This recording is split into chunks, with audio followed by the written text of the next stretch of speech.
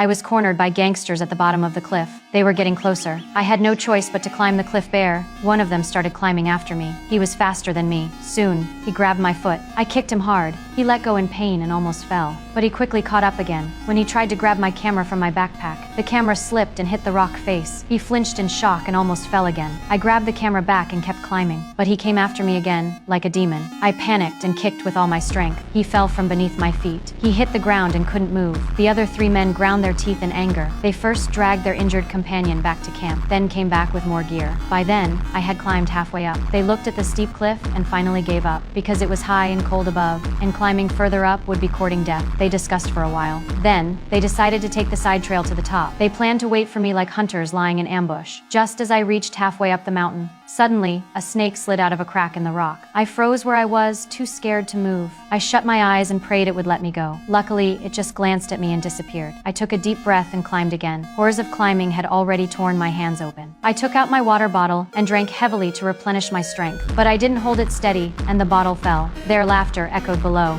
I adjusted my breath and kept going. My body was at its limit, but I couldn't stop. I had to reach the top before they did. The higher I climbed, the smoother the rock became. There was nothing to grip. I was hanging in midair. Just when I was about to lose all hope, I saw a rope hanging nearby. I reached out for it, but my arm was too short to reach it. I quickly bit through the hiking bag and pulled out a thin steel wire from inside. I straightened it and bent one end into a hook. I shifted my feet and pressed myself against the nearly vertical rock face. Bit by bit, I tried to hook the rope. 2 meters away felt like forever. Finally, I managed to hook it. I didn't dare pull too fast. After more than 2 minutes, I finally grabbed the end of the rope, but that was only the first step in whether I'd make it out alive. I tied myself to the fixed line and began swinging my body side to side. I used the inertia to swing myself onto the protruding rock on the cliff face. I made it, but the danger wasn't over. That's when I spotted an old tent hanging from the cliff. I suddenly came up with an idea. I started moving toward it slowly. Using both my hands and feet, I finally landed on a large jutting rock. At that moment, the 3 men had already reached the summit. I quickly hid behind the rock. They timed it and soon realized I was right below them. I knew I was exposed. They shouted that if I handed over the evidence, they would let me live. Then they threw down a rope.